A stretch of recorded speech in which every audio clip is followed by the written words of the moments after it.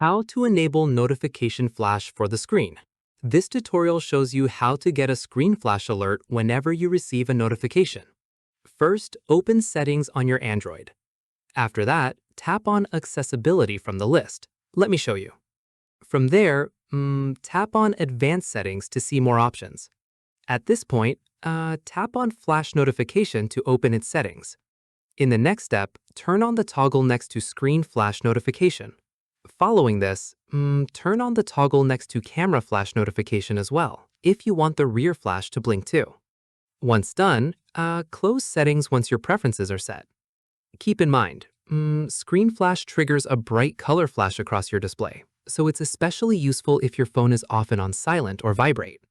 Finally, come back to this same menu anytime you want to turn flash notification on or off. And that's it.